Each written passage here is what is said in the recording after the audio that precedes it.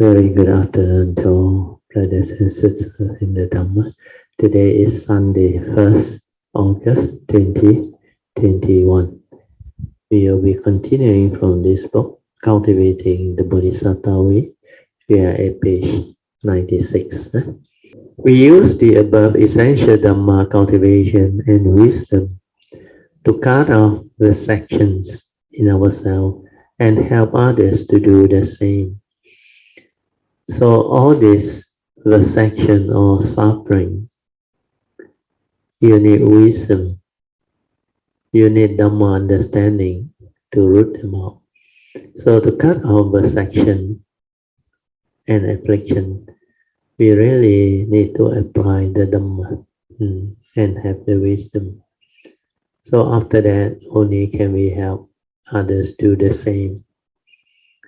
In so doing, we realize renunciation and compassion, which is none other than the Bohemia. So this one maybe I need to explain a bit. Renunciation, the meaning is very wide. It is not like the first aspect of renunciation that most people consider as renunciation. When we talk about renunciation, it's normally about going forth to become a monk. We renounce the worldly things. We renounce all of our belonging, our loved ones, everything. Then we renounce the world by going forth to become monks. Then we take the monk's precept. Then we devote ourselves for cultivation. But that renunciation is only one particular aspect, which is to go for and to take the cultivation seriously. But in the Buddhist tradition, especially the Mahayana tradition, this word renunciation is very wide in its meaning and scope. Here it means to renounce everything, whatever that can give rise to affliction, can give rise to conflict, misunderstanding, suffering, misery. We have to renounce everything. So like the final summary of the Buddha is stated very clearly in his First Noble Truth final summary. The Buddha said, in short, it is due to our self-delusion that condition us to grasp and cling onto these five aggregates of grasping that I call suffering. So whatever that is related to these five aggregates of form and mind, if you cling on to them, it will cause us suffering, misery, affliction. So in order to be free of all suffering, we need to renounce all this delusion that condition us to cling, grasp and hold on to these five aggregates of form and mind. So to renounce them, we first of all need to know what they are.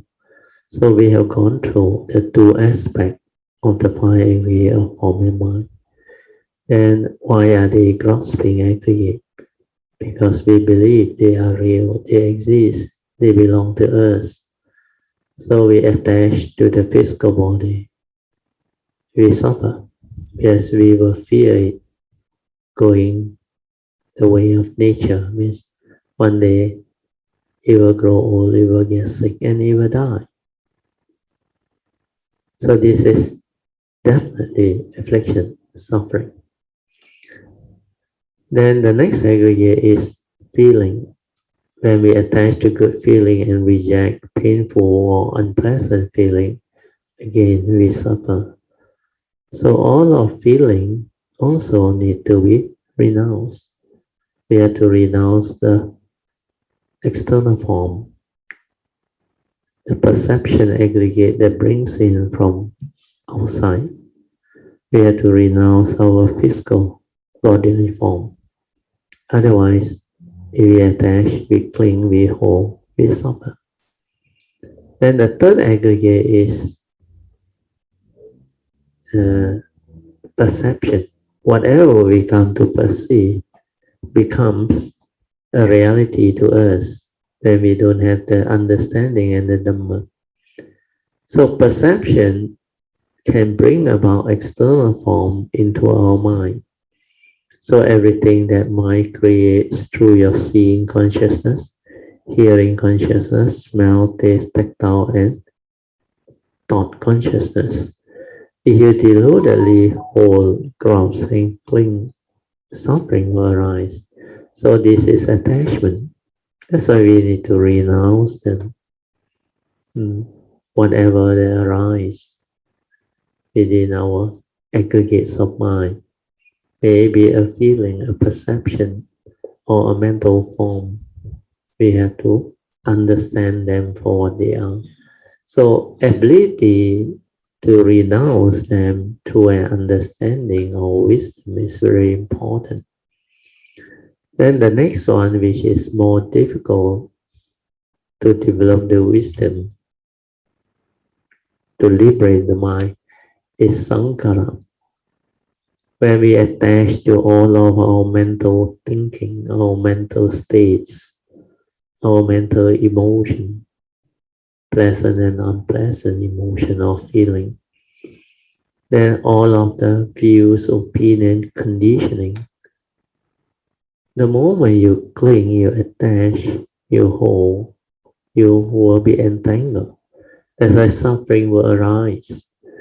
So all this need clear understanding. And the only way to understand all this is to develop mindfulness, to investigate the Dhamma and to awaken. So mindfulness is awareness, to be mindful of what is going on. Then finally, the last aggregate is consciousness. Whatever that we become conscious of, like our seeing consciousness, our hearing, our smell, our taste, our tactile, and our thought, we need to cognize them for what they are through wisdom, through understanding. Then we will not be gullible, we will not be deluded, we will not grasp to what we see, what we hear, what we smell, what we taste, what we tactily feel and think. So this attachment to consciousness is very powerful when you don't have the wisdom. That's why all of meditation is to train our mind to understand all this so that we will not grasp. So renunciation here means able to renounce everything that is connected to delusion, to ignorance, leading to grasping of the five aggregate form and mind as real, as the me, as the I, as the mind, as what we are. So these are very powerful delusion. Okay, we go back to the sharing. So this renunciation I have explained. Without renunciation, you cannot free. And to renounce, we need wisdom. So when we have wisdom, our mind automatically develop this ability to renounce. We are no more ignorant, no more delusion. That is automatically developing compassion. We cannot be selfish anymore. We cannot have emotional negativity. We cannot have doubt. We cannot have like unnecessary affliction or suffering because the wisdom is there to protect us. So when you have wisdom, the evil roots are no more there. You are naturally wholesome. That's why love and compassion will be there. And this is none other than our Bodhi mind. Our Bodhi mind is our true mind without delusion.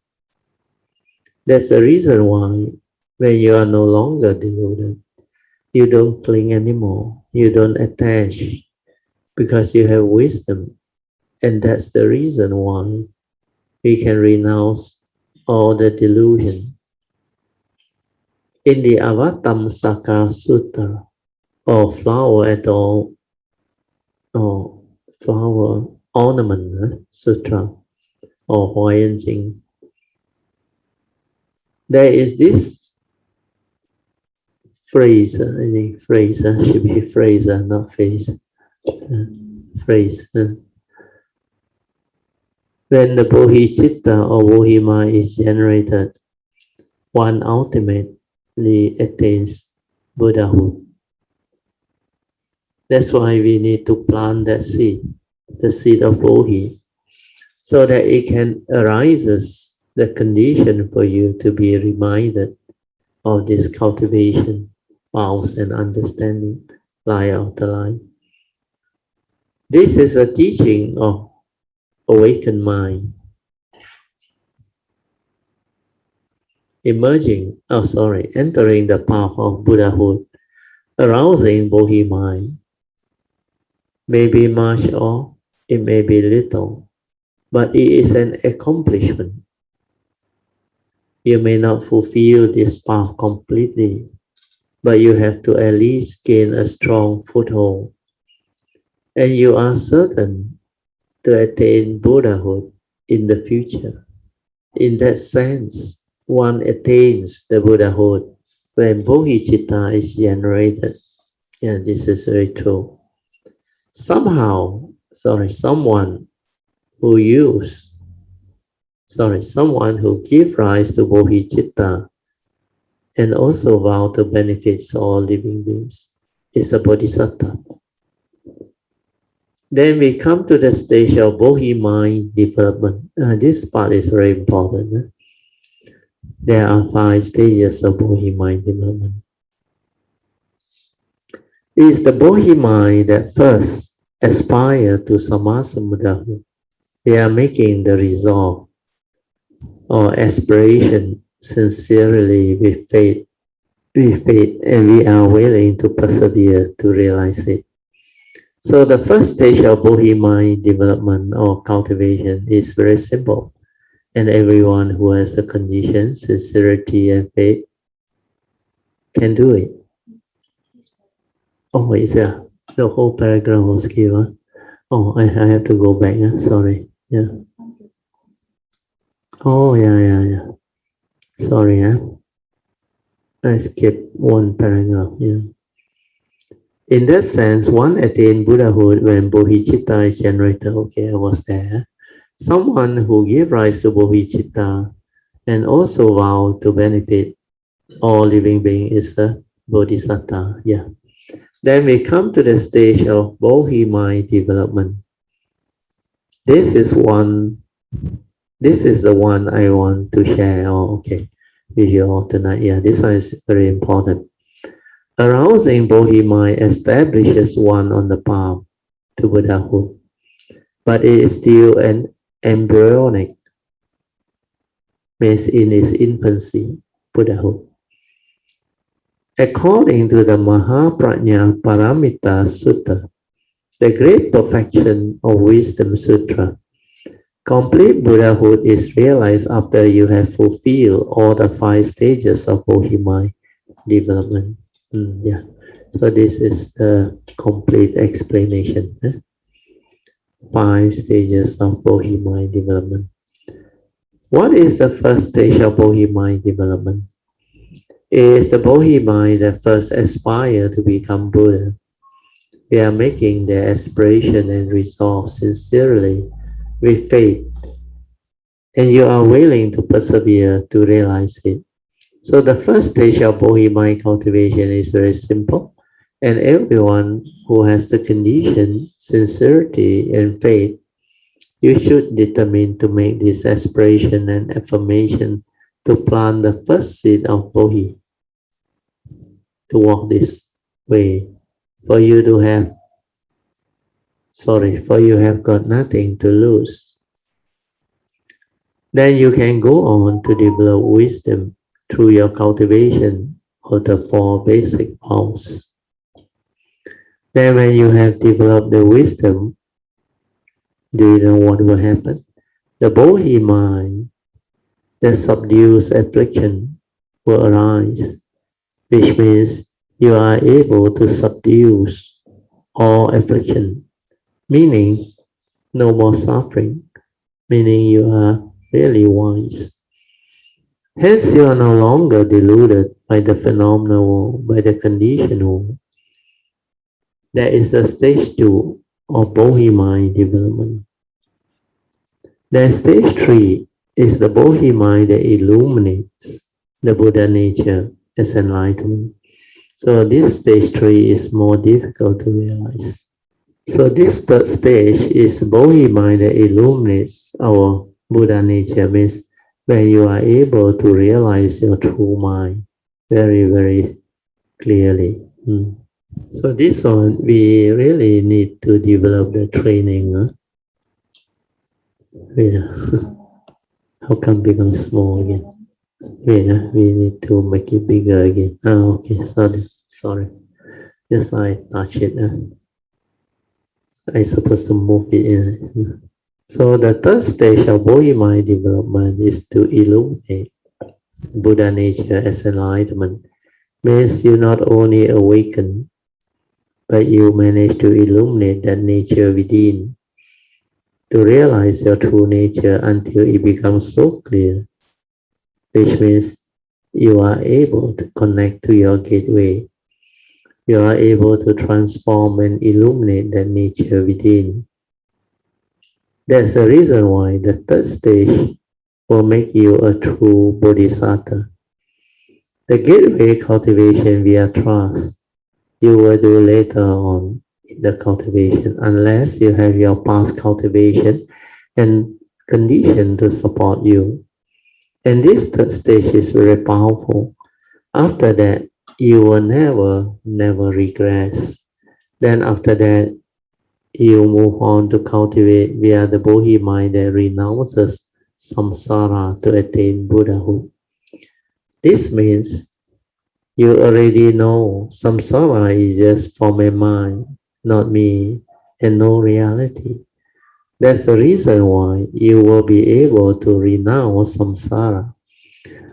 You won't be afraid of it anymore. You won't worry about it anymore, even when the thought tells you this way may take aeons and aeons of cultivation. So how to take it? How to walk this way? It's crazy, and then you will know that's just a thought telling you. That's the reason why the deluded one dare not do all this, because they don't understand. But at this fourth stage, this delusion is no more. That's the reason why it can renounce samsara. For samsara is just a phenomenal world of consciousness, condition arising causal phenomena. You must know how to come. That's the reason why one of my teachers told me, if you know how to come, you will know how to return. You can return to the source. If you don't know how to come, then what happens? All this are due to your delusion, because you don't know who you are and what you are and how you come. Who take you here? The law of karma, which is your best friend, takes all of us here. And every life you come, you also don't know what is going on because of your self-delusion, sakkayaditthi. You only complain, have worry, fear, anxiety, sorrow, and lamentation, etc. to pay back your karma. Then every time blame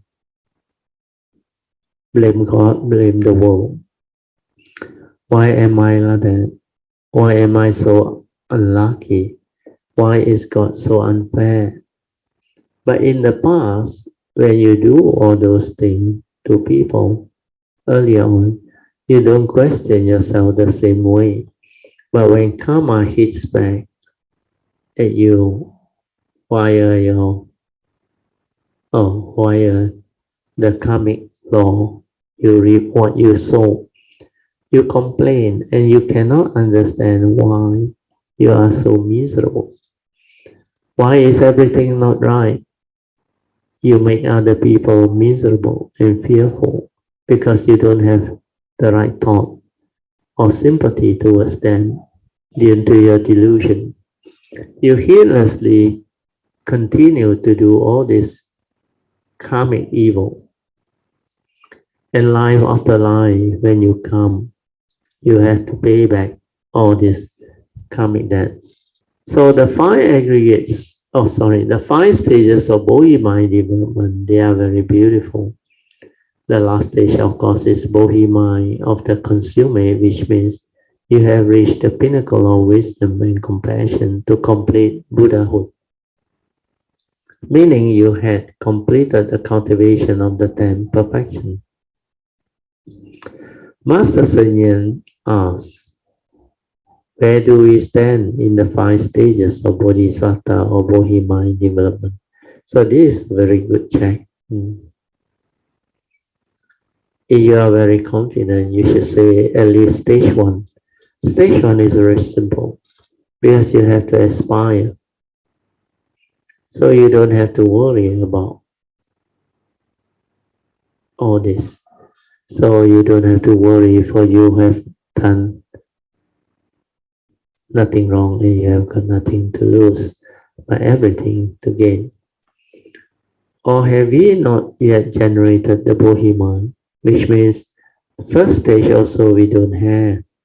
Bohemia also not generated or not planted as yet, which means you are not sincere because you don't have the faith and the determination to go this way as yet.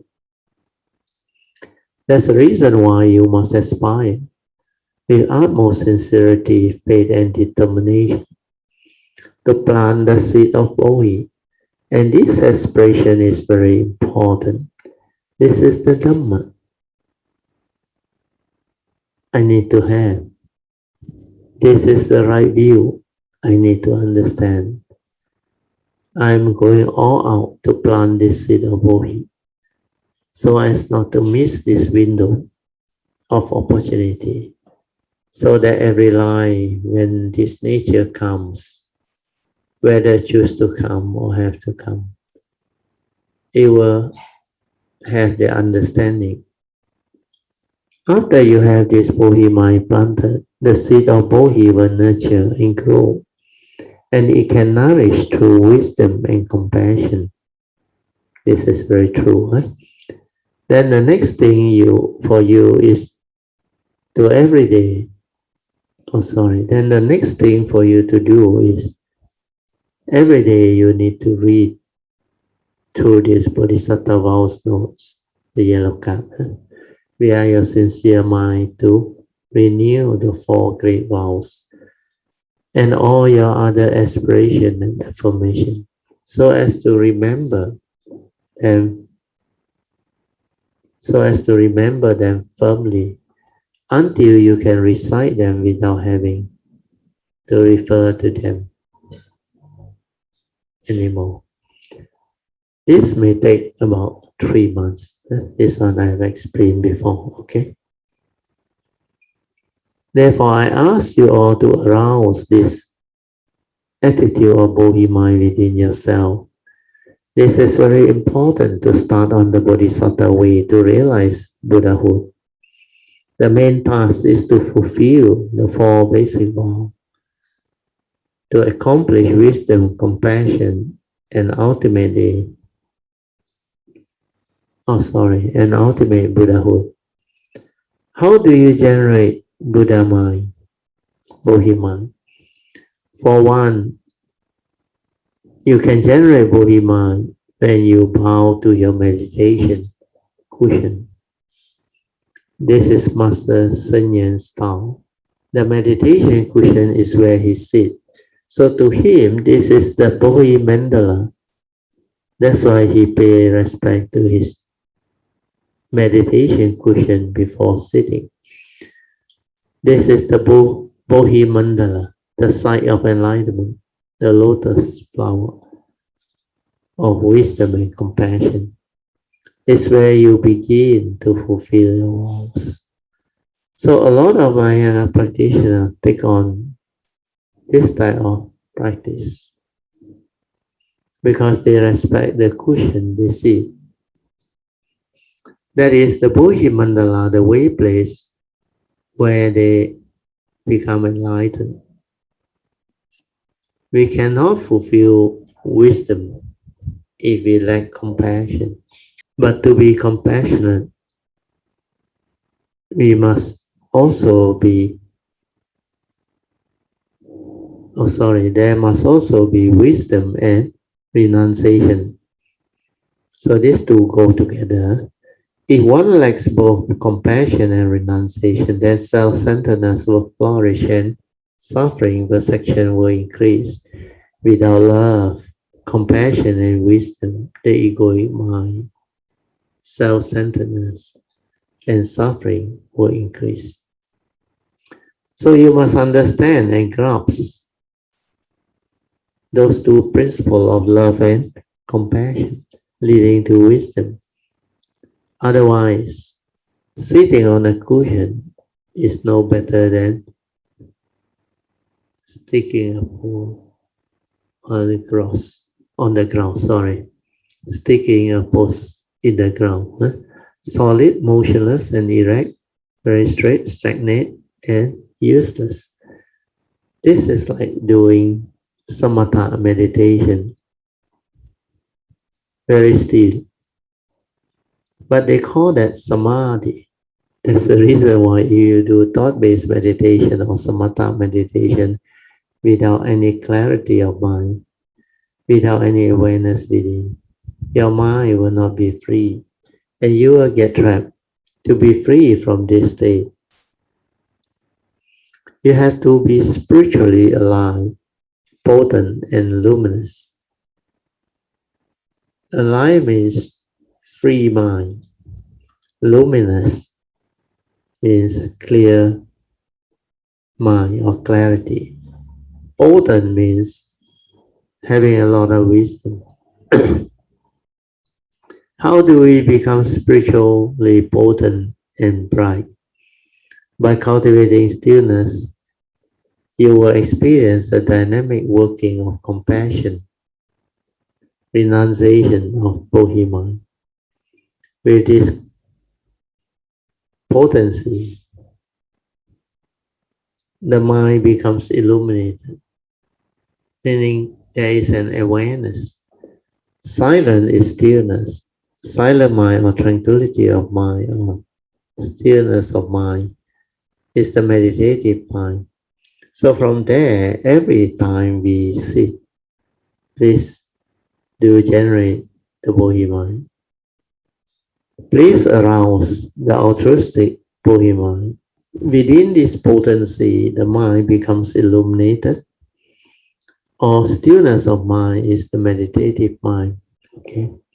So from now on, every time you sit, please do generate the Bohemia. So this is important. Generating the Bohemia.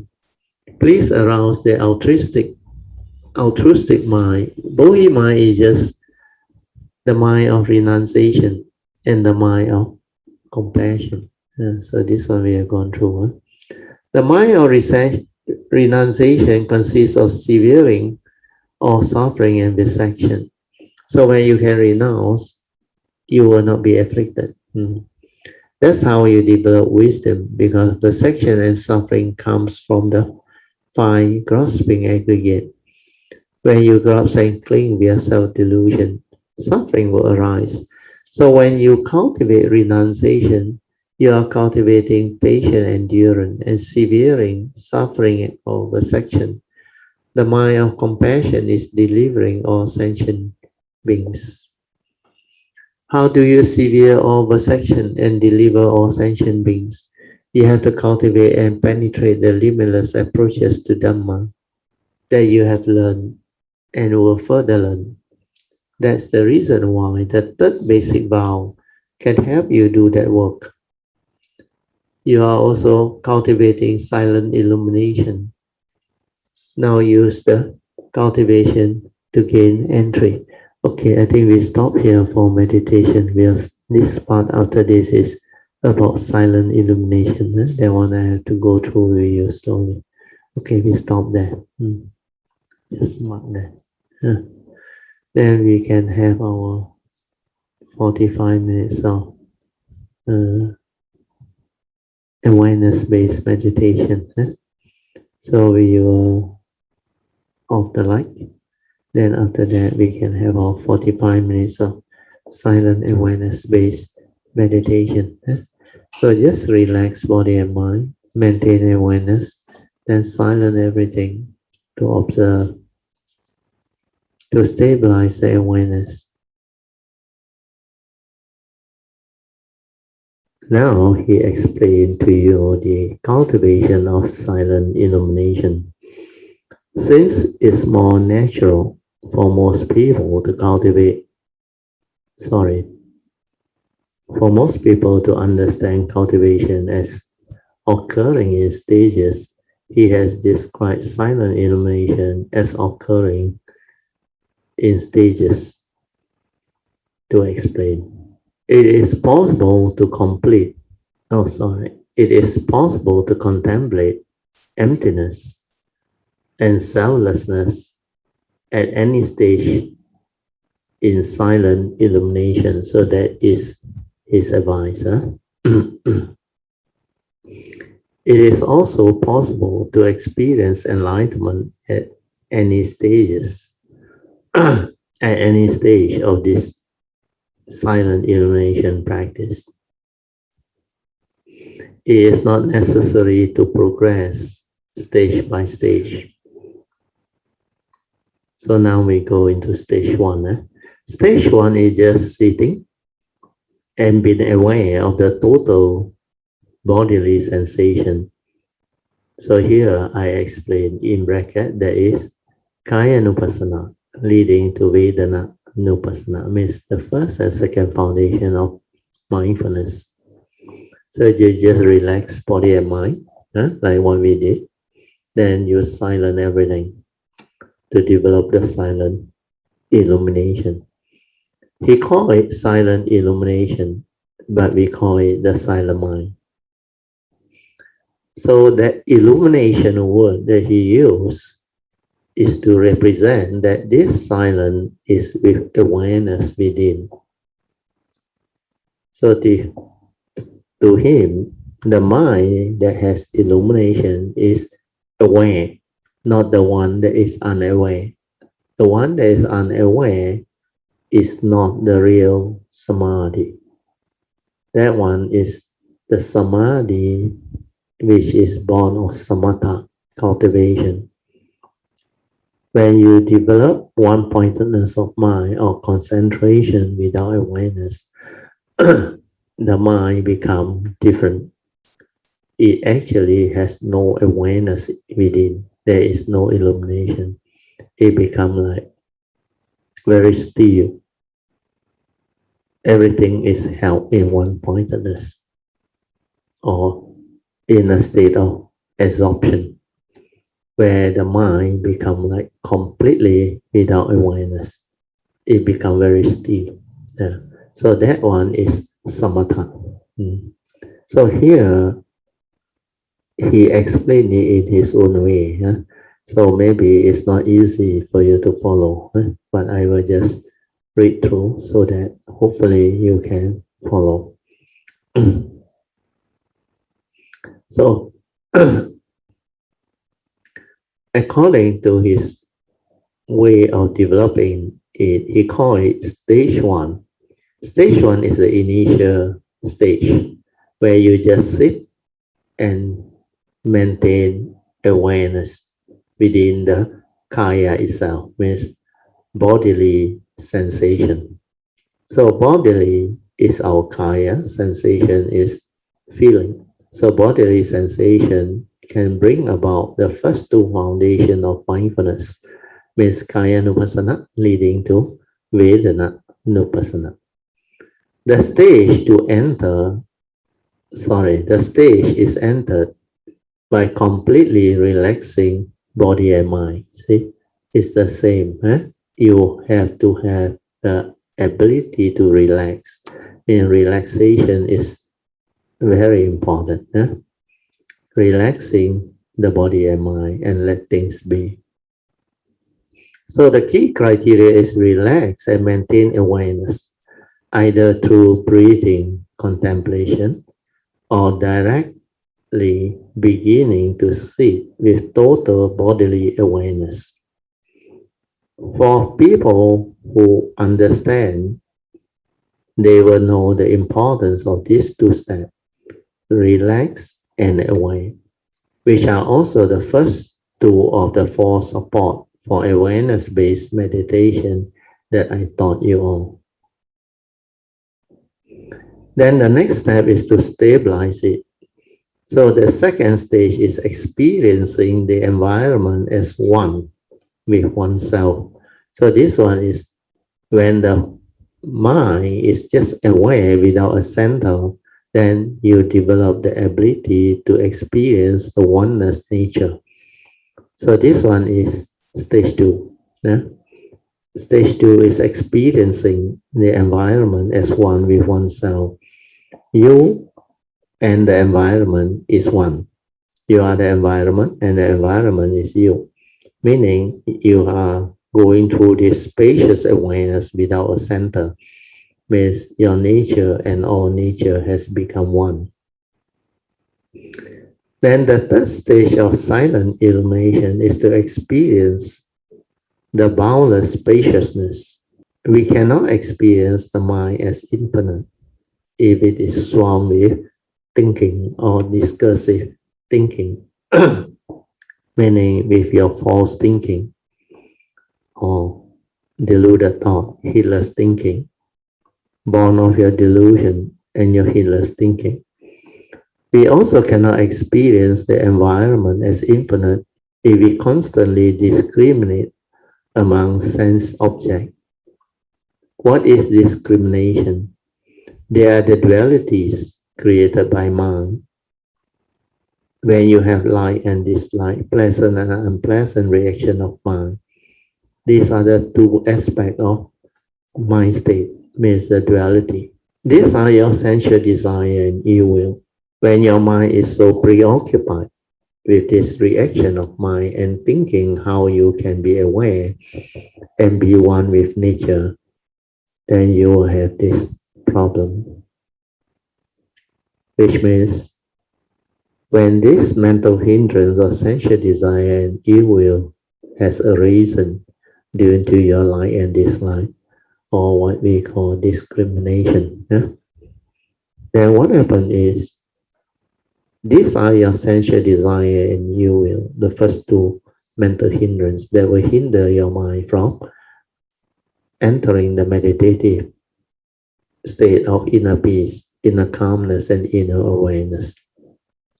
So when your mind is so preoccupied with this reaction of mind and the thinking process, how can you be aware and be one with nature? That's the reason why you cannot be sensitive. You cannot be aware because you are preoccupied with the sense experience and the stirring of your mind that cause you to be lost in thought. That's how you discriminate among sense objects, for there is no equanimity, resulting in narrow point of views. So this is his description. So what is that? Means you created the thought. You go and focus, perceive, and input the content of consciousness. Hence, from a spacious awareness without a center, you focus into a very narrow thought space. There you get yourself entangled. We are lost in thought, preoccupied with your thinking, your views and opinion, stirring and reaction of mind. That's how you become heedless. That's the reason why you cannot meditate with your thought. The moment you do that, you are dead. That's the reason why he said, resulting in a narrow point of view. But when our thoughts totally subside, what will happen? We perceive the mind as infinitely vast. And when all our discriminations stop, we perceive the environment as infinitely vast. That's how the spacious awareness without a center comes to be. And that is your true mind or your true nature. You can realize it. But he didn't describe it so clearly to you in his book. But for those who understand, they will know what he meant. If you can totally relax and maintain your awareness of just sitting, the bodily sensation will disappear. When this happens, a lot of people have this egoic thought. Am I in the formless rhyme, experiencing the arupa jhana? Or I cannot feel my body anymore. So this is very common among those who develop samatha and thought-based meditation. That manifestation of mind state has got not much meaning because it's just a phenomenon, a conditioned state. If you cannot develop wisdom out of it, then there is no point. So he said, in this state, the environment may also disappear. If this happens, it means you have entered a shallow samadhi. When you are in such state, a lot of cultivators would think that they have done the meditation correctly and they have done it well. But not for those who cultivate silent illumination or awareness-based meditation, because they would still be vividly aware of the environment. Why must you go into the formless rhyme to experience the formless state? That is still a conditioned mind state. Hence, that mind is still not a free mind. And you cannot be aware of what is happening within the moment because you are in a deep state of apana samadhi, or what they call absorption samadhi. That's the reason why I always advise cultivator or Dhamma practitioner not to go beyond upachara samadhi. This can also happen at the stage when you feel like you are one with the environment. If the environment disappears, you are again entering a light samadhi state. This mind state is stated in the Surangama Sutta, and it is a deviant samadhi that can trap cultivator. Sometimes you can see light and fantastic manifestation of mind state. This is not our cultivation of silent illumination. In silent illumination, your mind will be clear and aware of everything and is utterly still. It is possible to enter this illumination stage from any of the earlier stage. That's the reason why when your spiritual faculty has become balance or powers, the moment you sit, you will enter stillness. You will experience silence. You are just aware. No more movement. No need to be in the state of concentration. And there is no need for any meditation object to anchor your mind to. It is by itself still and silent. Because it's no longer deluded. The mental hindrances are no longer there. It can just stay aware and silent because it's no longer gullible.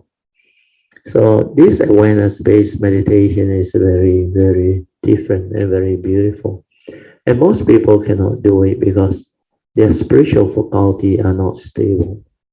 When you have stable spiritual faculty, what happens is you will have the faith sadhana, and that will make your mind very calm and very composed. Then your mind will not have restlessness. You will not have doubt.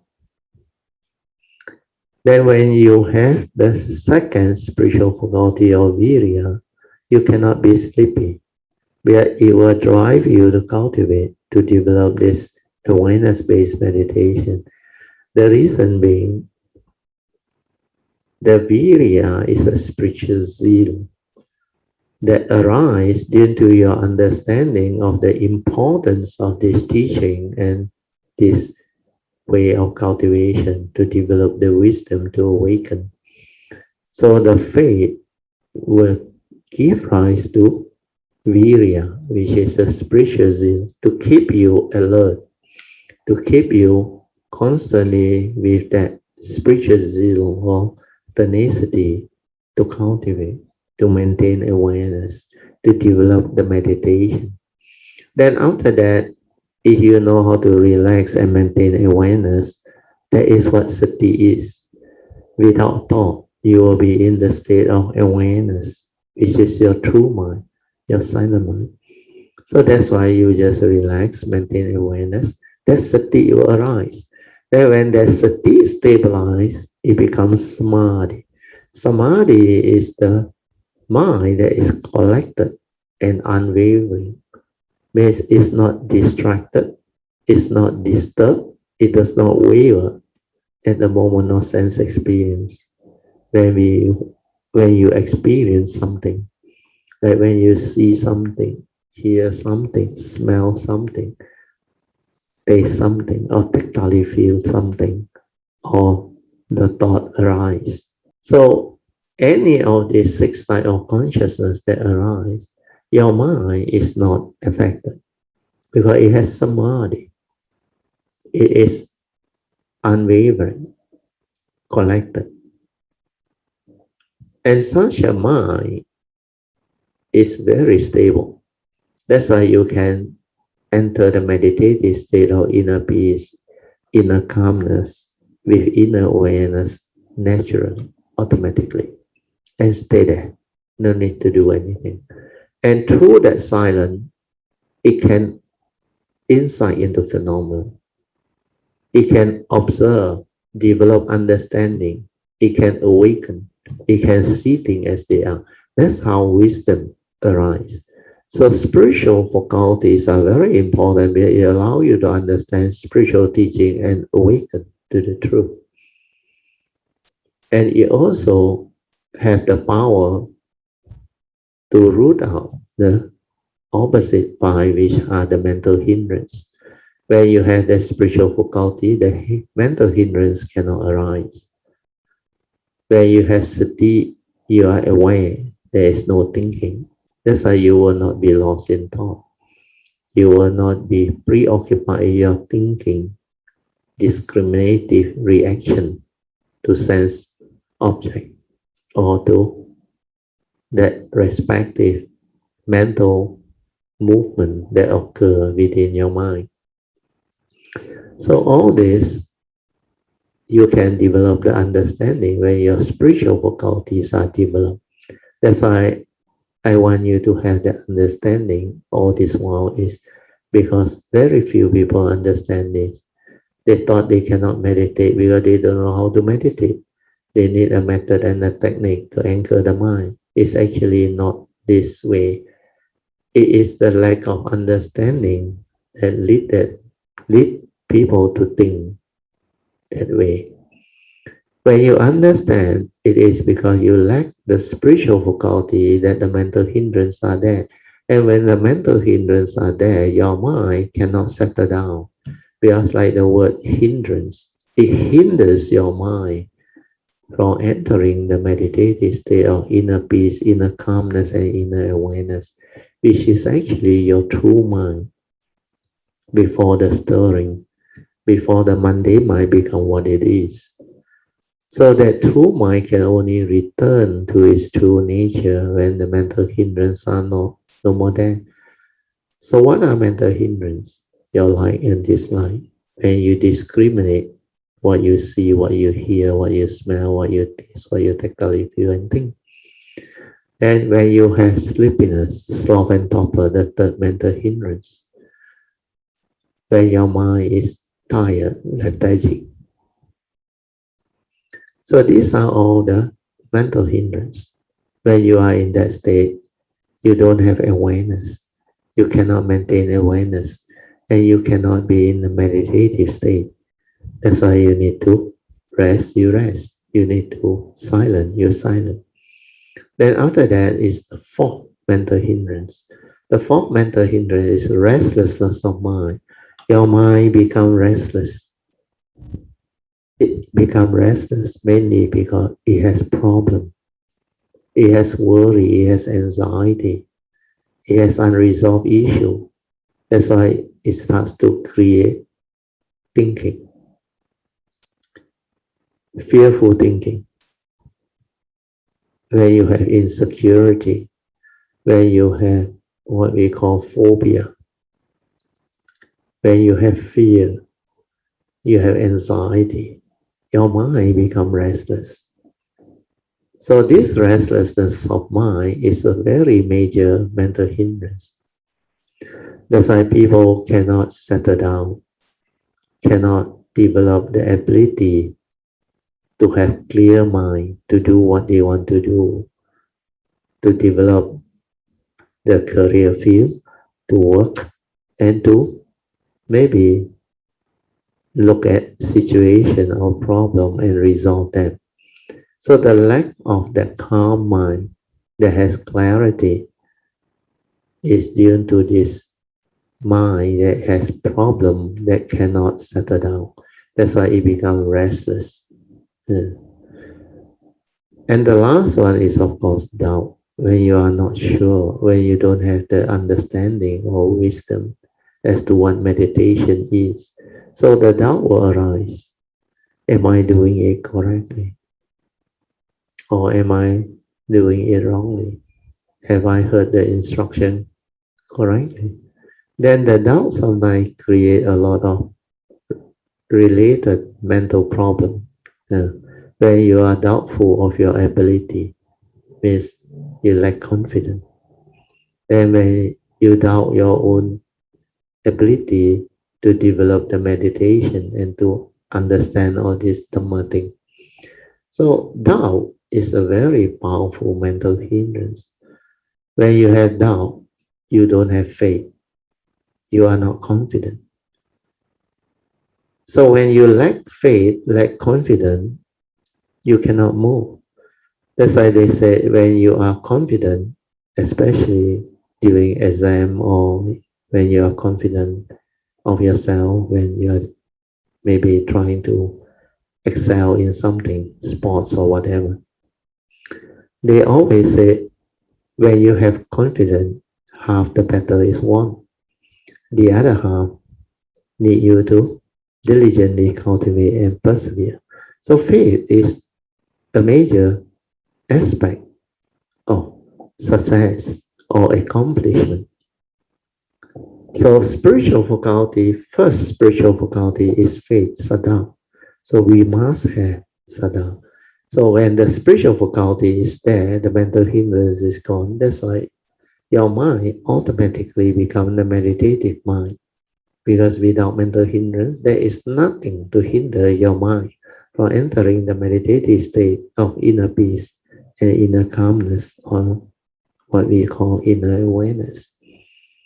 So that mind can just relax, maintain awareness, and settle down and become the true mind, the silent mind. And you straight away experience that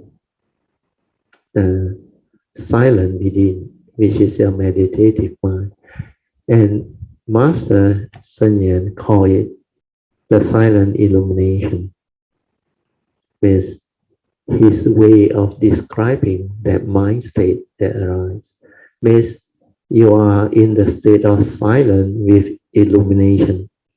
Illumination to him is when you are aware, you can like see clearly. There is illumination, like there is a light to actually show you what is going on. But you don't need that type of light. So the illumination is the awareness by itself is sensitive and it's like has clarity, because there is nothing to cloud that nature, and that nature can see itself, can understand what is going on, can observe, can realize, can insight into phenomena, can awaken. So that is the understanding of awareness-based meditation which we have to develop. So I will go back to the sharing. He moved on back to the sharing. It can just stay aware because the mind is already trained in sati and it has stabilized its sati. That's the reason why such a mind is very different. As a result of your own cultivation, your mind becomes clear and bright, and there is no clinging to self or non-self. This is true meditation, or he called it silent illumination. That's why, according to him, he say it can just stay aware or mindful because that mind has already been trained in sati and it has stabilized. So you have to develop the training until the mind is so stable to understand all this. Otherwise, they are just words which you may not really understand. So please go ahead and develop the cultivation. He then continued and said,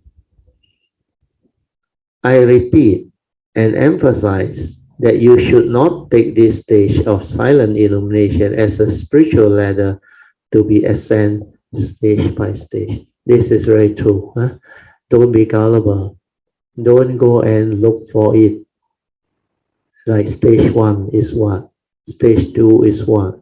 Stage 3 is what? Forget about it. If you do that, you will be stuck with thought base. Then the thought will be actively asking, questioning, am I now in stage 1? Am I in stage 2? Am I in stage 3? Am I doing it correctly? So who is saying all this? It's the thought. When thought is active, you are not in a meditative state. You are lost in thought.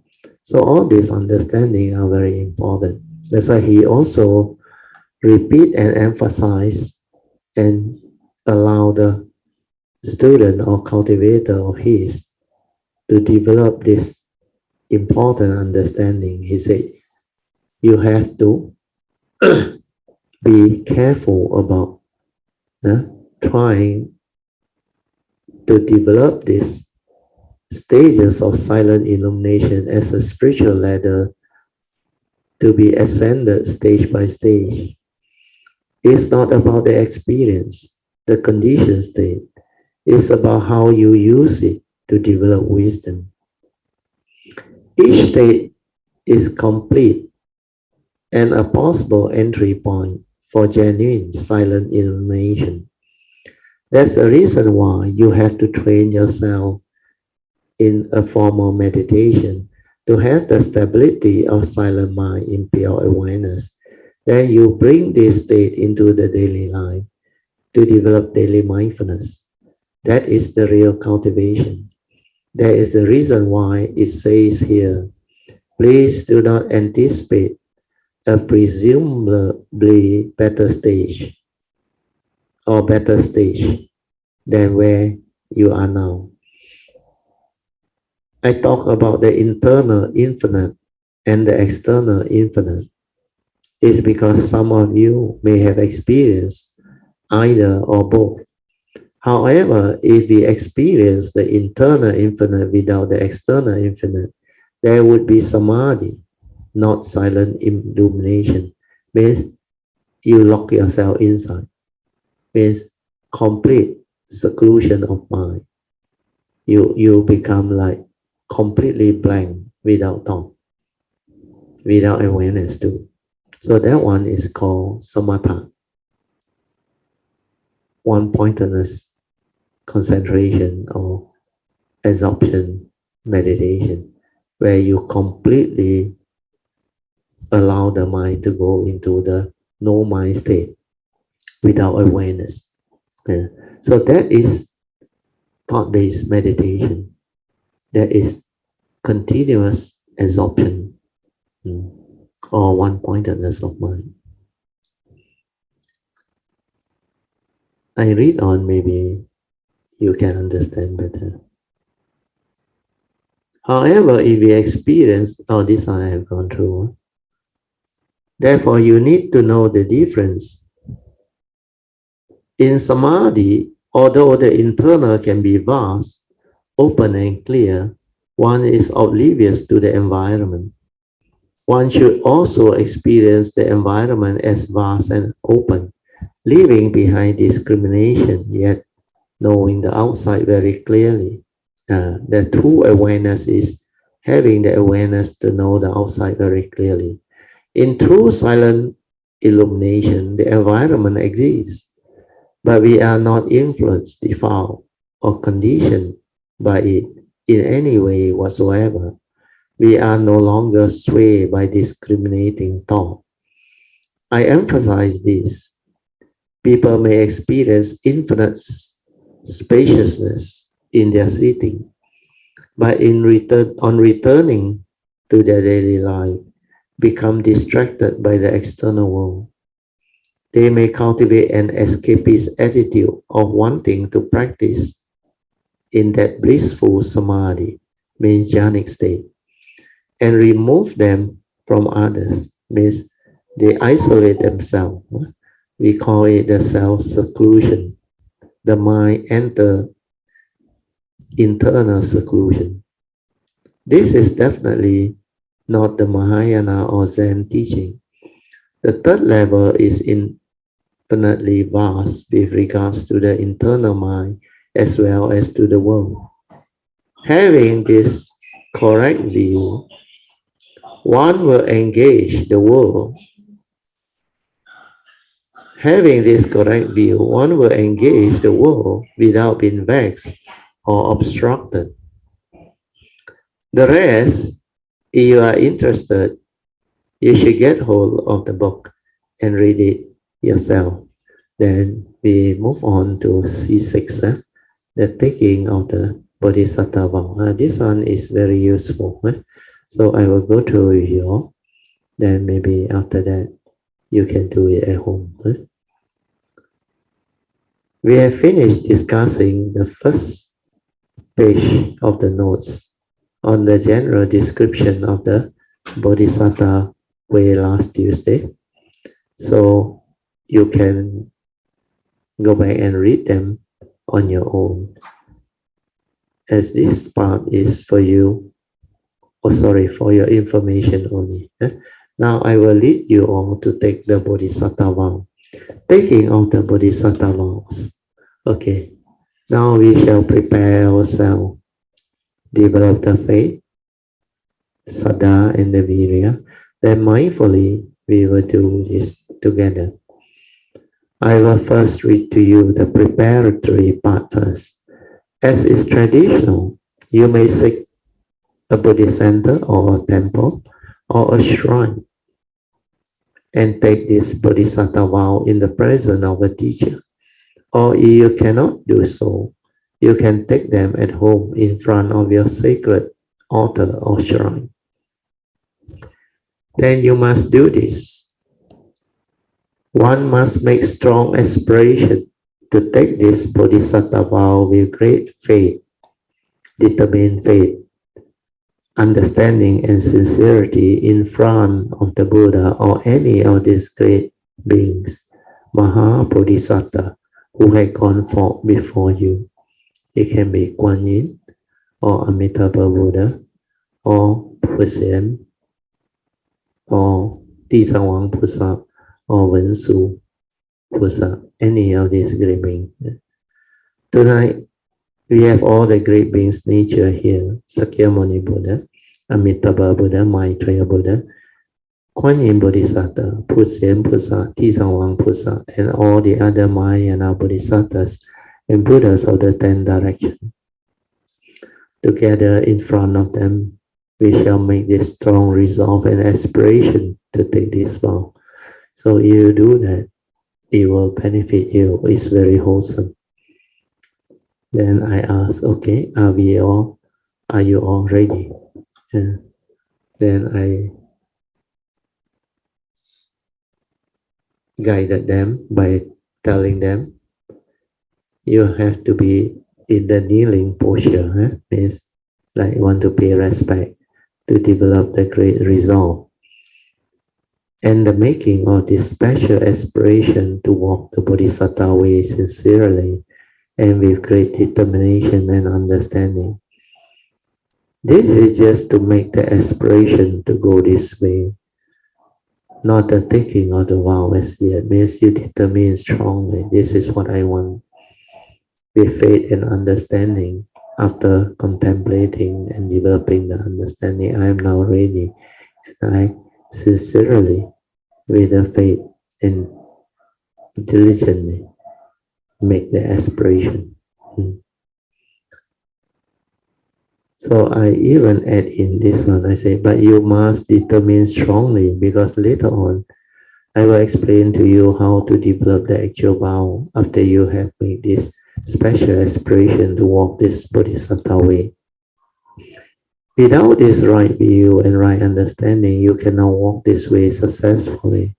That's the reason why you must make this aspiration for you to have this understanding life after life whenever you come. Now I will teach you how to invoke this aspiration. You all can recite after me, following the notes below. These are all in the yellow card. Making the special aspiration to walk the Bodhisattva way. So we can invoke power merge.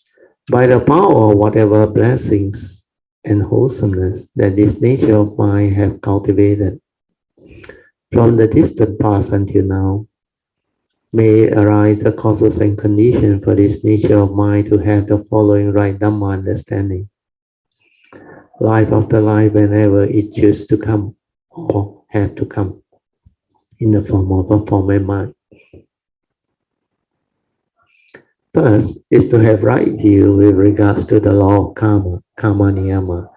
Then second one is to have right view with regards to the law of dependent origination or dwelling, citta niyama.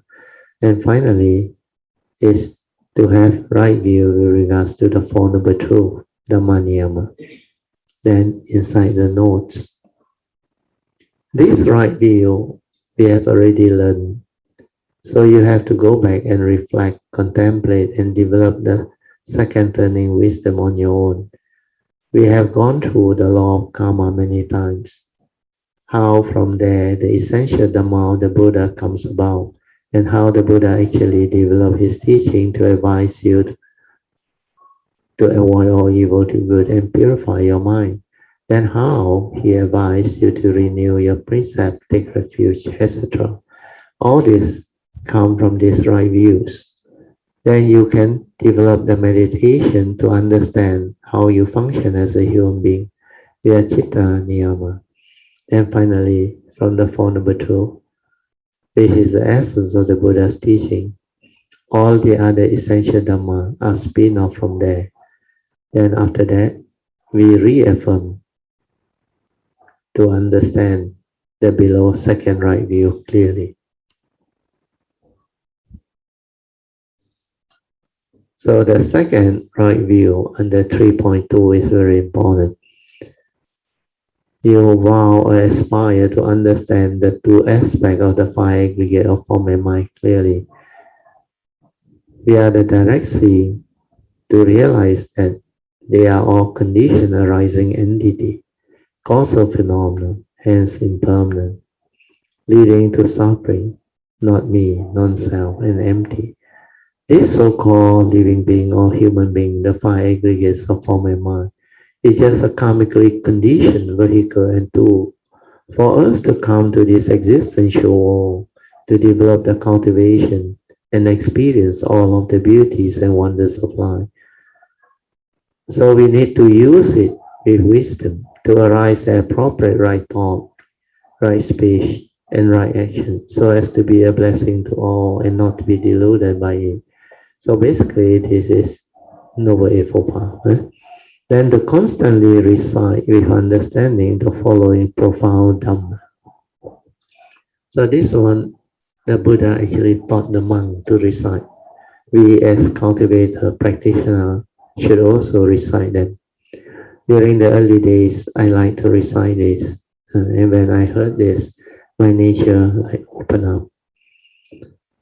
Rupang anicang, Rupang anatta, Vedana anicang, Vedana anatta, Sanya anicang, Sanya anatta, Sankara anicang, Sankara anatta, Sabbe sankara anicang, Sabbe sankara dukkang, and Sabbe finally is Sabbe Dhamma anatta.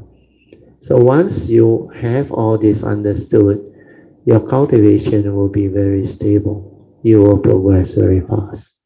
Then after that, having developed the above right view, this nature of my vow to always keep the following 3 sets of pure precepts. This is to enhance your cultivation. We are following the advice of all Sammasambuddha to do these 3 things.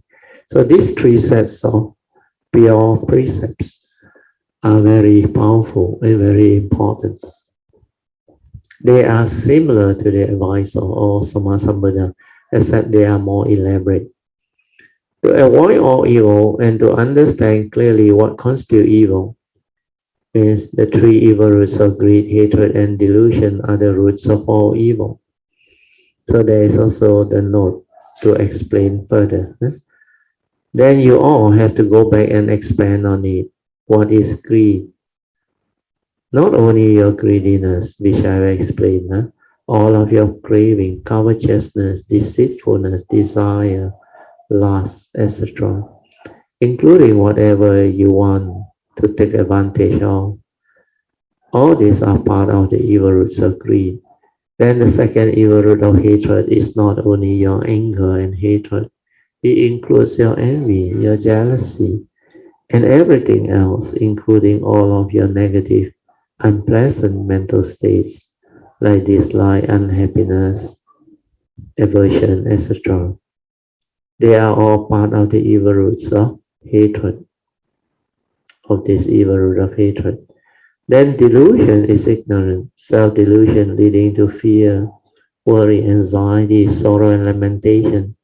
All of these are the 3 evil roots of Sakayaditi or self-delusion. Then after that, the second pure precept is we undertake the training rule to cultivate all virtue and blessing, leading to the perfection of them all. So to do good is not enough. We have to cultivate all virtue and blessings, leading to the perfection of them all. But this is to satisfy our cultivation of the 10 perfection. If you don't do this, you will go only the sainthood way. You cannot go the Bodhisattva way. Then under this second pure precept, I also elaborated on it. Do you know the difference between this and the second advice of the Buddha that you normally hear of? This one make it even clearer. Most people only recite avoid all evil, and sometimes they never include the word all. They just say avoid evil as written in the gate, war, and SJBA. The actual advice of the Buddha is all evil is to be avoided. Then what did we add on? To avoid all evil and to understand clearly what constitutes evil. That is more important. If we don't even know what constitutes evil, then how can we train ourselves? How are we going to avoid them? That's the reason why you vow life after life to have this understanding. So that when you hear this advice again, you can connect straight away. It will manifest through your vows and aspiration. Then you will also know how to cultivate all virtues and blessings, leading to perfection of them all. The normal cultivation is just to do good or cultivate wholesomeness whenever there is condition. But this pure precept is to cultivate all virtue and blessing, leading to perfection of them all. This understanding is very important because for the Bodhisattva way, we need to go a lot deeper than the normal cultivation. Then the last pure precept is to cultivate wisdom to help liberate and take across all sentient beings. There is also a note to expand on this. These are the aspirations that you make so that life after life when you come, you will have this right understanding, and through Dhamma understanding, then only can you cultivate with the right view and right understanding, because they are all very important right views. That's the reason why I constantly remind you all to make sure that you all get this right and make use of this sasana's great window of opportunity to plant the seed of Bodhi, so that in the future all this understanding can manifest and come back to you. Then also at our recent March 2016 Cameron Highland Retreat, there were conditions for all this to arise too, because of Kuan Yin's nature that arise on the 8th day, including all the other appropriate conditions that also fall into place. That is the reason why, through my nature's understanding, I have already granted all those who were there the pure wish to have this understanding develop. But that pure wish cannot take place or manifest into reality if on your part you don't cultivate the appropriate causes and conditions to connect to all these great beings, nature. So today is taking of the vow is the next stage after the Cameron Highland retreat for you all to have the right condition to walk this Bodhisattva way. If you do all this, it means you have successfully planted the seed of Bodhi and you are set for all of your future coming. Then you will connect and then you will connect, and not long after that, the vows will take you along. That's why all these are very beautiful understanding, because the condition just came during the sasana's window of opportunity. A lot of things just happened. The book came and everything else also came. Initially, I didn't intend to teach you all so fast about the Bodhisattva way and the 5 stages of Bohemia development and the way to cultivate, where that is a very difficult and long topic. But because of the book that came in the nick of time, and it has the requisite condition for me to explain to you and summarize for you the understanding, so that in future, when we do all this sharing, you all will understand. So this is very beautiful. Okay, we will stop here. We are already 5:18. We have to open up for meditation. Brother Teo, yes. You went through the manifestation of the vows and yes. aspiration.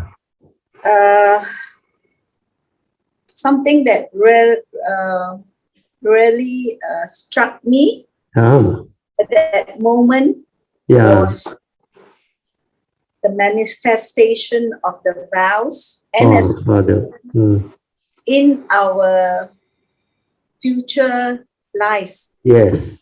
Once we practice rightfully, uprightly. Yeah, with the right view. Yes, and right understanding. Yeah. So that really stood out for me. Because means you have that type of affinity. Yeah, because all along in the practice, it has always been like, wanting to get wanting to correct. Yes. you know. Yeah. Yeah. And that is very common to a lot of people because they don't know that itself is actually a very subtle mental hindrance there. In the Right. sense that that egoic mind is there because we think we exist, we think we are a cultivator, we think we are striving hard to realize enlightenment. So that egoic mind is actually part of Sakayaditi.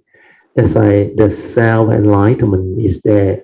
You just want to finish it off and realize it quickly. But the true Dhamma understanding is He know you, He know me. So when we believe we exist, that hindrance is actually very, very difficult to break, that egoic mind. So what we need is to relax, maintain awareness and silence until we can realize that that nature inside is not a being. And the form and mind is different. That one is karmically conditioned within the existential law. It has its causes and conditions to arise. That's why it's called a phenomenon, dependent originating condition arising. That aspect is very difficult to penetrate. That's why very few people are able to really realize the truth, the Dhamma, and awaken. So like what you mentioned is very beautiful because these things strike you and it impact upon you because you find it so beautiful. Compared to last time, it's so different now. Now you see it with understanding, like what I have laid out. The aspiration to go this way is so important. That's why we use the word this nature of mine vow. We never say I vow. This nature of mine. That nature is not a being. That nature makes that vow.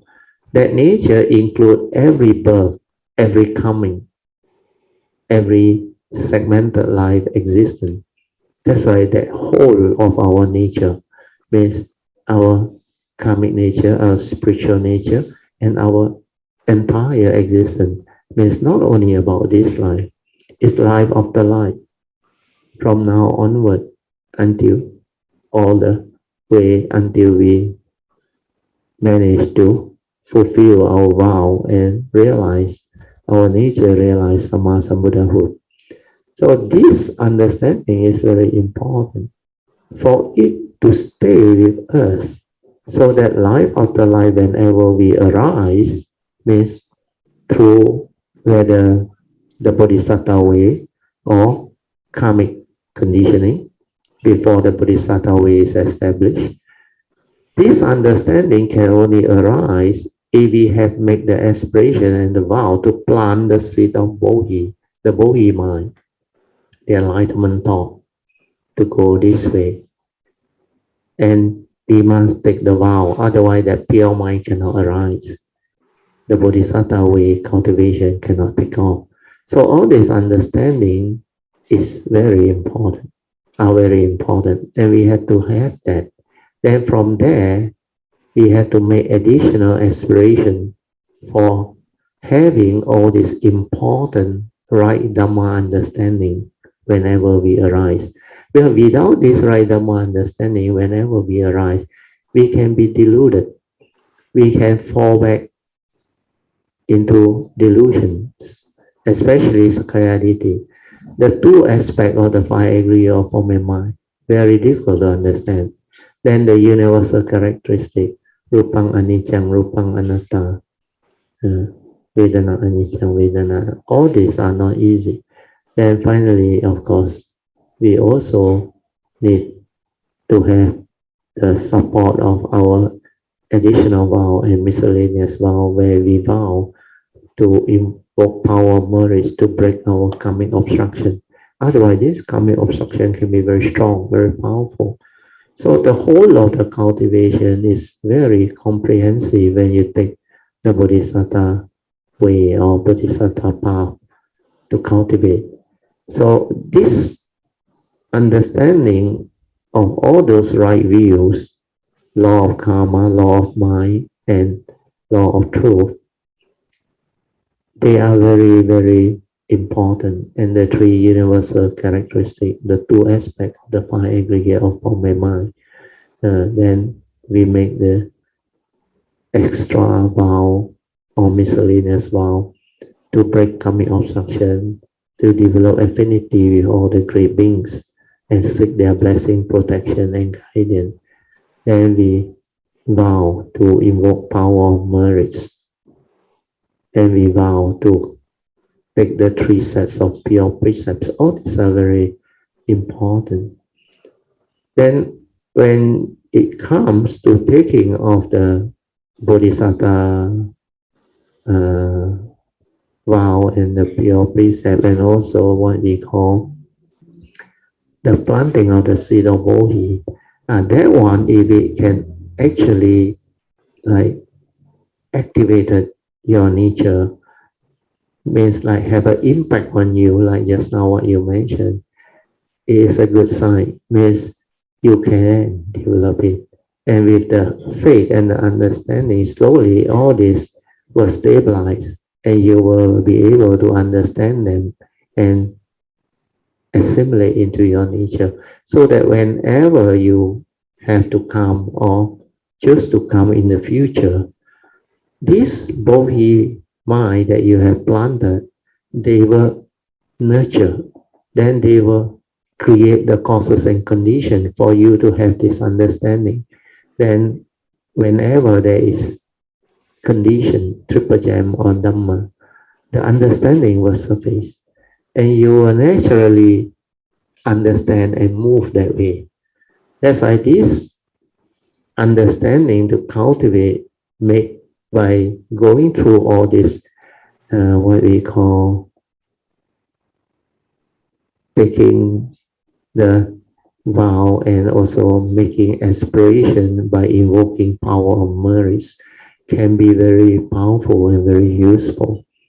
So hopefully, with all this, it can help Kayanamitas too. So with this, I think I will let you continue, Susan. Yeah. Yes. Having come into this and being in contact, it must also mean that we would have done some kind of vow in our past to be able to come across this now. Yes, so could be, but not. It's a matter of everyone. Not everyone. I will explain afterwards. Most of you all could have some form of past vow or affinity, but not everyone. I will explain to you later. You continue, yeah. Okay. No, it's just that I was thinking that, not thinking, it's just deep inside that, that feels that there must have already been a start. Yes. You know, a kind of for your case very lightly. Yes, because otherwise you won't have that feeling or the impact. In Mandarin they call kan yin, cắm danh. Right. Means you must have something in the past that enable you to have that kan yin. Okay, and also, how does one establish further and establish this vow so that it starts very early in life? Yeah. When you do come back, I will explain this. Yes. Maybe I will explain this first. Otherwise I forget. Okay, I will explain that too. Okay. The first one is just now you mentioned earlier on that very likely everyone or you all, for you to have the condition to be born in the sasana, to come as living being and to be in contact with the Dhamma and have the condition to receive this Bodhisattva way. Very likely you all could have the vow before. That could be true for quite a number of you or most of you, but not always the case, because this Bodhisattva vow and this asana, you have to understand, to be born a human being is very rare. To be born during a sasana is also very rare. And during this sasana, born as a human being, and during the sasana, able to meet up with the true teaching, and the condition to receive all this vow is even more rare. That's why what you say, there is a lot of truth for some of you or most of you, but not always all. The reason why I say this is because there are others that could have come to my class or to my sharing because of my vow. I got one vow. Whomever who appear as food for me to consume whenever I arise as a human being or living being, means that segmented line. My nature vow to take them all across. So some of you could come through this way as food or whatever in the past. Then that is very general. And some of you could have been much more than that because we have affinity before. So for those who have the affinity before, you definitely might have developed some form of condition to learn from me, but not necessarily all.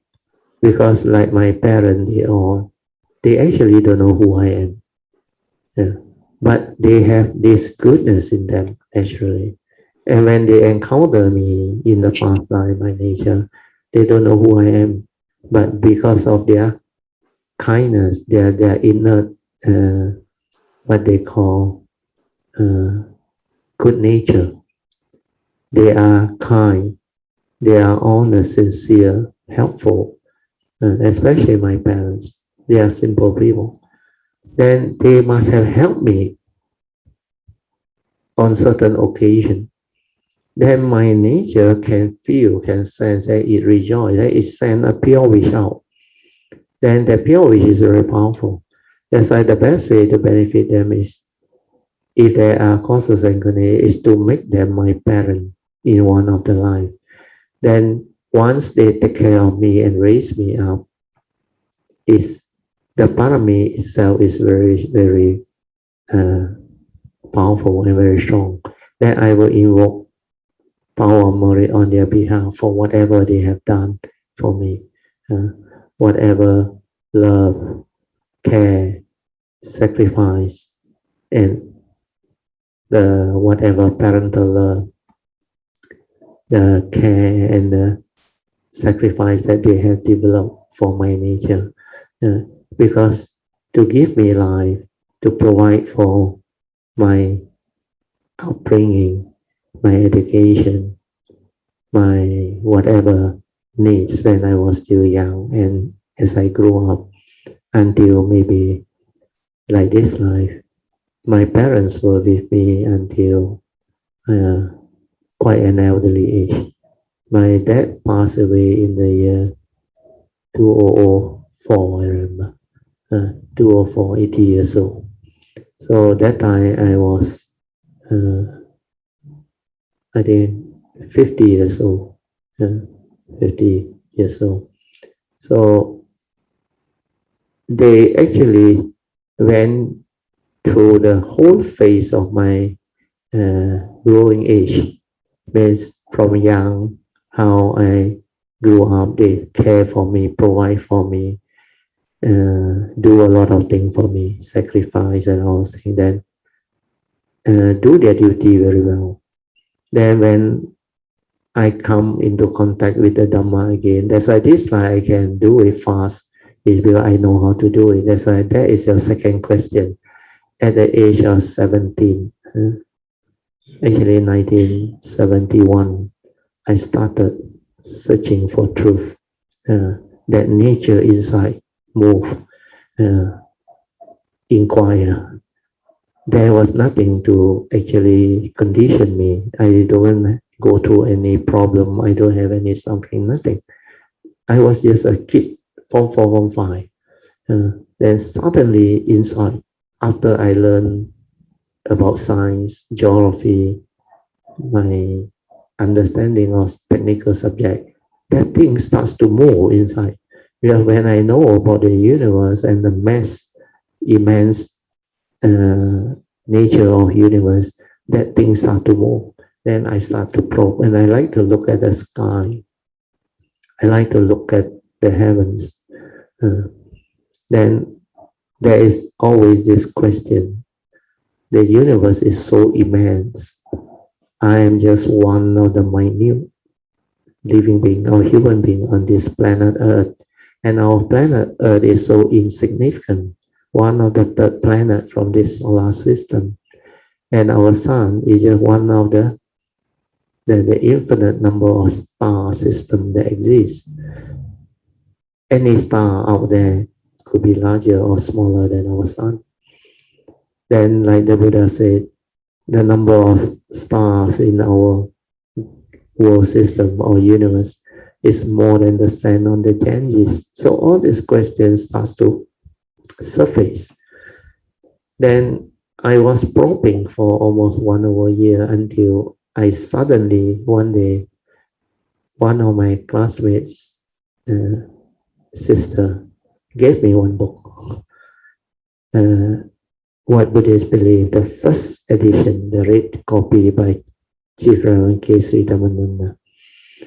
The moment I read about the Four Noble Truths and the book explained that what my mother did was Chinese tradition, nothing to do with the Buddhist teaching, then inside my nature, very funny, like I understood the Four Noble Truths so deeply that I knew no need to search it, that's it.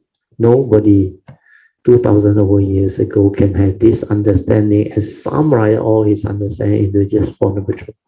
Then my right view, everything, like I have that one, the one that I teach you all to manifest. It's like I have them already, and I know what these things are. That's why it's very strange. Then the way I receive truth and understanding and meditate, nobody taught me really. Even my teacher, my guide, they give me some maybe advice and some pointer here and there. But the bulk of the teaching, the understanding and the way to do it, my nature evolved out through its past vow and understanding. That a lot of things just happen. That's why people find it very difficult to understand. So that part is the first question. About why not everybody has the vow, taken the vow before, is because, like I said, you could be like the food I eat. My parents' case, they don't know who I am, so they are not on the path. But after this life, their future is all granted because of the parami as my parent, what they did, and my pure wish to them. Everything is resolved and settled and ultimately. Then the other one is, like I said, you all may have different type of affinity with my nature, not only as food for me to eat. Some may have followed me, cultivated with me before. That's why you all may have made the vow. But not everybody has this condition. Because some of you may come to affinity with Kuan Yin or other great beings. So you come, it's up to you to develop the understanding and the faith. That's why a lot of these people, they don't feel much, they don't feel anything, Kuan, but they like to be Kayamita. That's the only thing, because they know there's a lot of wholesomeness involved. They can learn a lot of things, but not everyone push all the way or become very serious and develop the cultivation, like you and many other Kayamitas. So some are like, they heard about it, they join our retreat, like the earlier few pages. Some they come from very far, then after that they don't know, continue on their own or disappear, or just like a one-off event, affinity, I would say. So all this can be possible. But those who have the affinity and the special uh, condition, they can feel. There is what we call kanyin, like you experience. Like Pocheng, they will develop the training, the cultivation, then they will progress very fast. Then a lot of things will happen. Yeah. Then like Brother Song, they all, Alicia and Nvidia, many of them, they will actually come back. And then they will see the importance of all this, because this asana, to plant the seed of Bohi and to take the vow, to renew it, to make it strong based on the causes and conditions available, it's not easy to find, to come about. So this life is one of the most beautiful window. So that part I have already explained. Then I will explain the second part, which I have explained halfway. Your question on how can you, or as cultivator in future, when you come, you can have this understanding early in your life. You don't have to wait till you're 30, 40 years old. Some maybe around 40 plus or 50 when you start moving into the cultivation and the development of the Dhamma understanding. So all this require understanding. You must understand the nature's law that governs life and existence, how to create causes and conditions for all this to manifest. So the best way is to make that vow, the Bodhisattva vow, then to make that aspiration to plant the seed of Bodhi, then life after life to have all this understanding. Then under miscellaneous vow and additional vow, not only you vow to break all karmic obstruction so that your cultivation path is very smooth, you also vow to cultivate the blessings and merits and perfect them all until you have very strong reserve of wholesomeness and merits and blessing. Then you invoke power of merits for you to have the causes and conditions to develop this understanding early. Because I have one of these additional vow also, which is very important and very powerful. Maybe I will share this with you, or then you can understand. But this nature of mind always vow. Of course, it will invoke power of merits from its distant past until now, whatever wholesomeness. It vows to have the causes and conditions to develop the highest wisdom or understanding that this nature of mind can develop whenever it arises under whatever condition or civilization, whether got sasana or no sasana, the highest wisdom, soonest possible. That's why I realized with all this understanding and vow, my nature will move into the spiritual path very early. Actually, this life, it is not because of my wife and children's affinity. I'm not supposed to get married. But somehow the causes and conditions unfold, and I knew. That's why I said the condition was there, and I just accord and flow, and it just happened. when I look back, I knew at the age of 16 plus, before even 17 years old, my nature already activated and moved. And when I was young, even 7 years old, 8 years old, I knew I was different. My nature inside can sense, because the way I was brought into the world, I was born, I was so different. My grandmother used to tell me, my mother also, he said, when I was born, I hardly speak, even until the age of 5 plus. But my father and my mother told me I was very cute. And my mother liked me a lot, because he said, I got no problem giving birth to you. Because he said, I never disturb her. Then after I was born, among all the 9 or 10 children she has, I am the easiest to look after, because I don't cause her trouble. When I want to answer nature's call or hungry or what, I will just, I didn't even cry. She will tell me.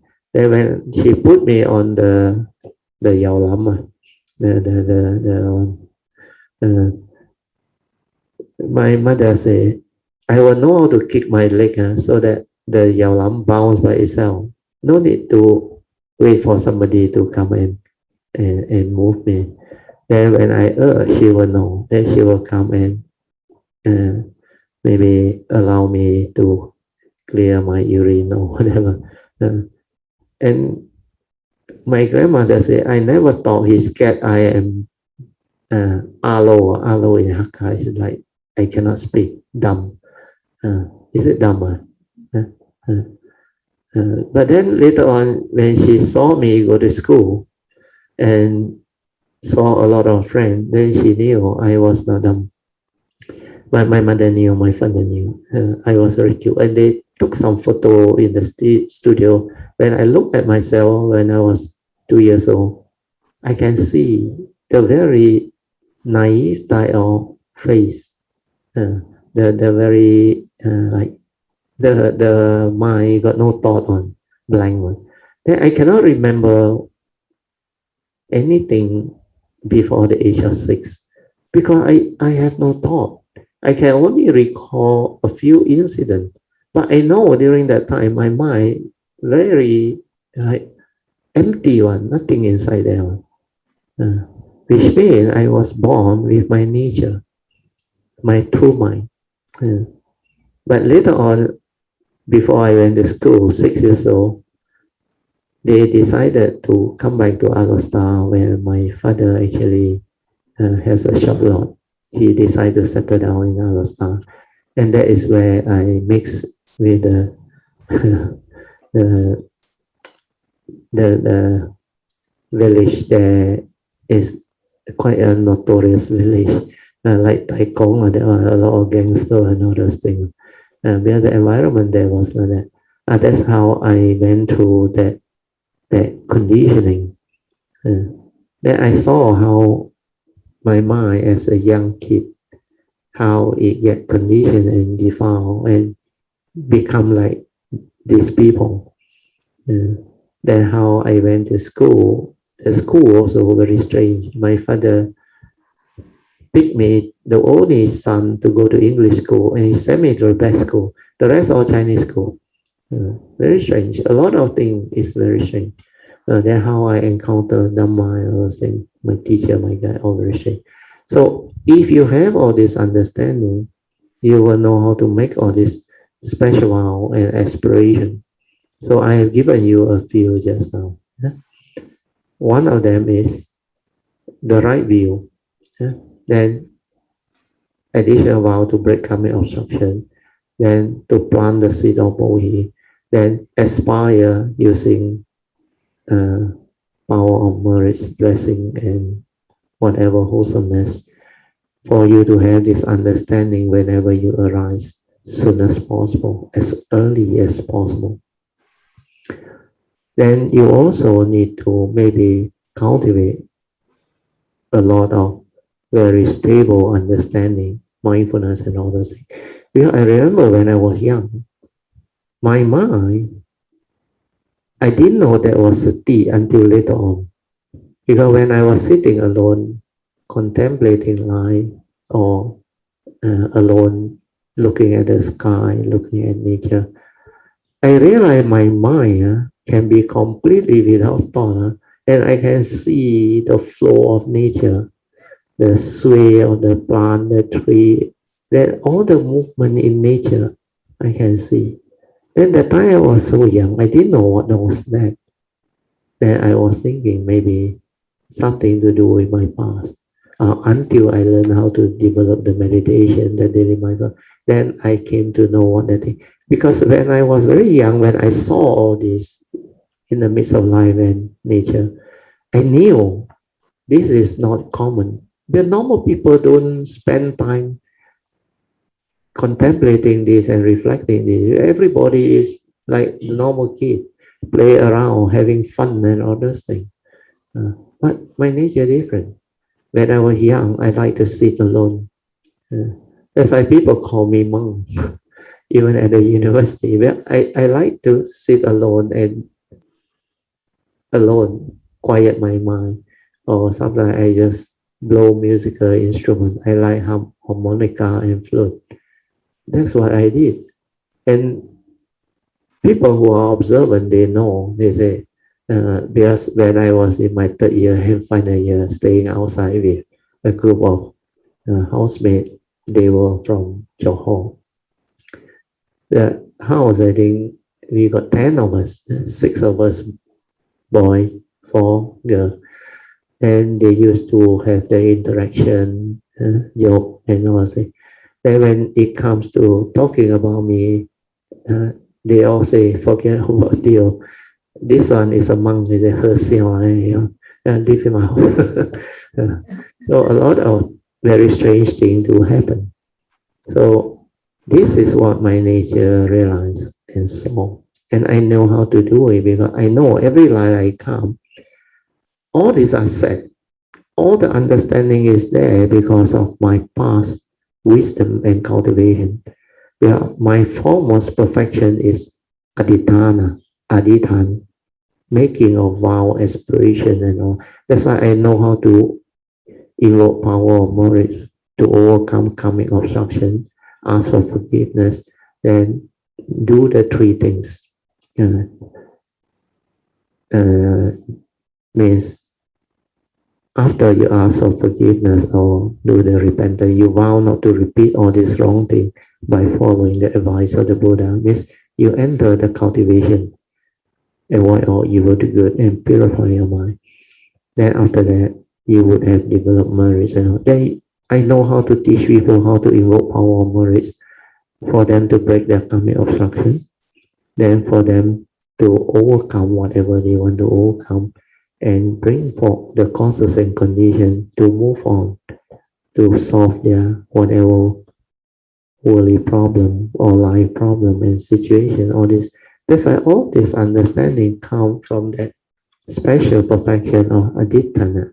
And I realize I'm very good at it. I know how to use this particular perfection, which nobody taught me this life. And all this understanding, nobody taught me, but I know how to use. And it really unfold, and a lot of people benefited. So hopefully with this, Susan, yeah, you can develop the understanding. Okay? So, sadhu. You want to continue with anything else? Because almost. There are others around as well. This, is it okay that I continue? You can, no problem. Yes. I noticed that this period of time, there is a switch, call it a switch, a change in the outlook of things. Yeah, to a point whereby in early years, it was more or less being very involved in others' difficulties, in others' sorrows or whatever they go through. But at this time, it has become different, huh? It is very, very different. Sometimes, Brother Teo, it's like to a point of, I use the word don't care, but to say don't care is really not don't care. Not the correct word. Deep inside, that thing is still there. Yes, that's right. And I also noticed that somehow when the need arises, automatically I will move and do the needful. Sadhu. That's it. So in that respect, the mind, I see a change. Definitely, it's from your past, but you didn't realize it. Through my acquaintance with you, I saw a lot of things. After I will explain. Yes, please, Brother Teo. So that's why these are the things that are happening. Yes. And there's that clinging thing not there, Brother Teo. You will experience all this. You will go through all this. No problem. Maybe I will explain it to you so that you can understand better. You remember during the early years when I first came to know you, especially Clang, after I went down there to give talk, then I get to know Brother Gan, your brother there. Then you also came to our classes and other things, house down only. At that time, you were like what you say, you like to help others, other people's problem and other things is like important to you. Then you also very busy. You travel everywhere. You like to do merits, wholesomeness. Then you like to go to all the way places, especially I think Thailand and other temples and all those things. Then at one stage, I realized you have good nature, but you were very kind, but you have not developed the cultivation enough. So you were busy running around until you are so tired. You not enough rest. But luckily, you have good karma. The event happened, Right. The event happened. I visited you at the hospital. Then I advised you to rest and all those things. Because you were all over, Wat Na Long everywhere. And all the whatever. That because that time you were having faith and joy and all that, but you didn't have enough time for your own cultivation, development, and understanding.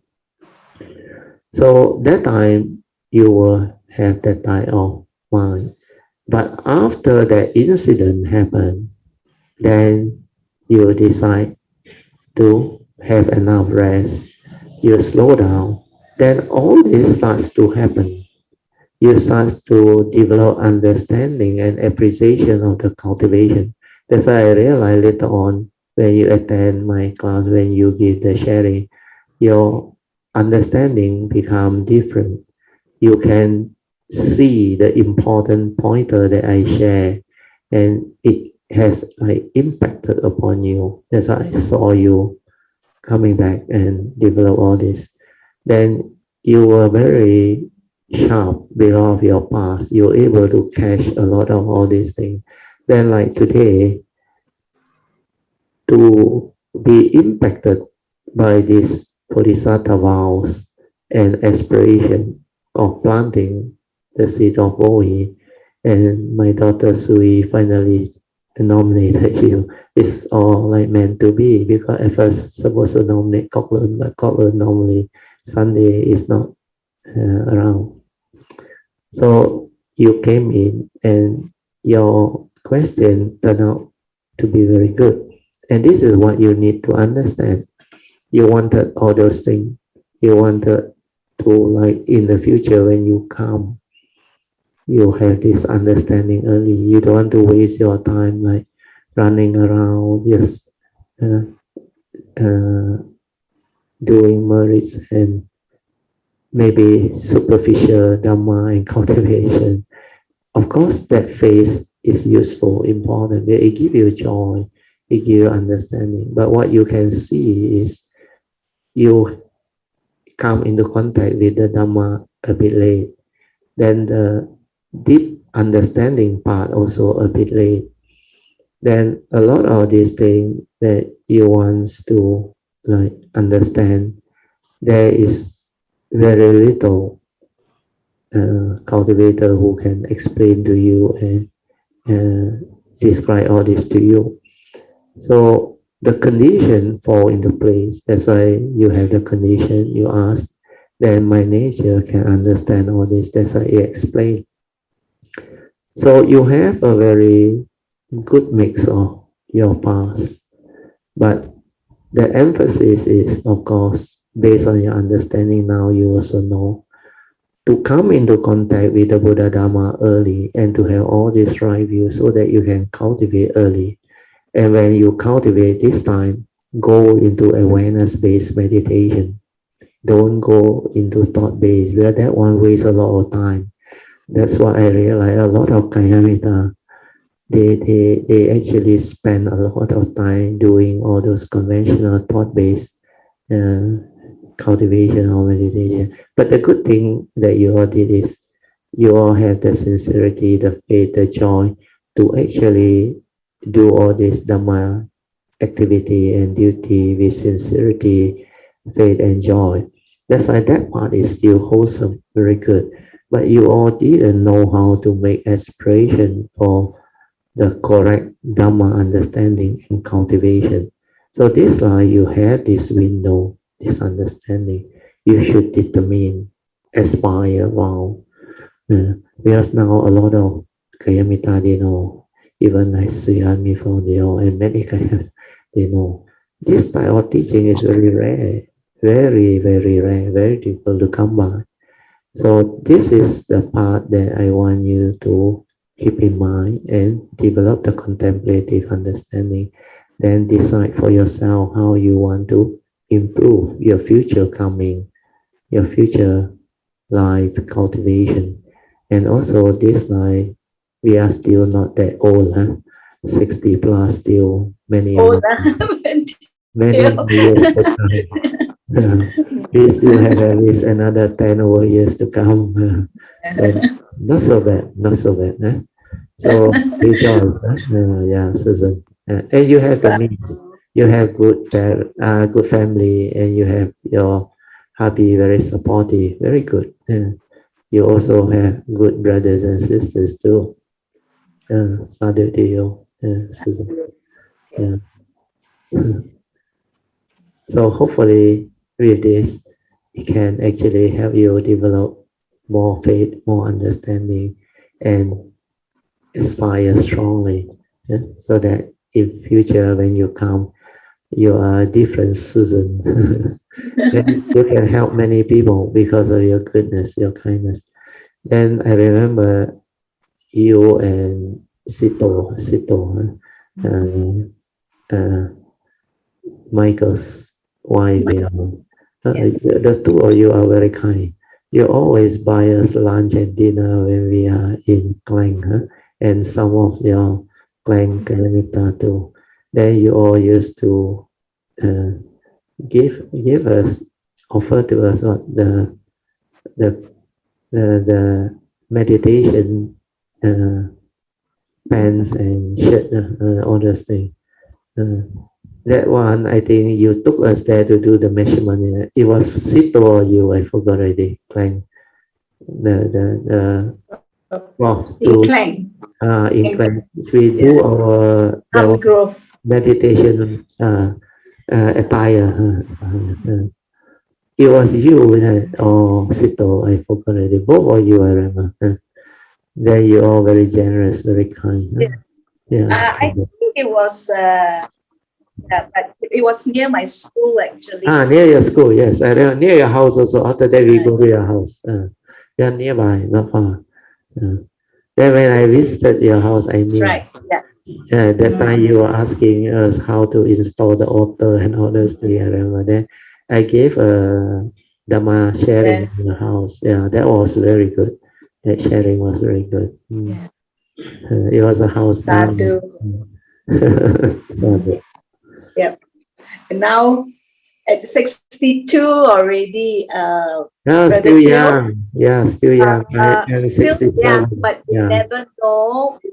never know when karma will hit us, but just maintain the purity of mind and you know, the wholesomeness. I'm sure that more important. we are very supportive. Yes. And way. Our contribution towards the sasana and the humanity as a whole is very important. Wherever you can develop wholesomeness to help sasana, help the world, help people, we should, because this is what human life is all about. Is to develop wholesomeness, goodness, kindness, generosity, and be a blessing to all. And the purpose of Dhamma is to help us understand all this, liberate our mind, and help others to liberate their mind, so that they can understand life and have the good life. Then when they have all this, means we also have them.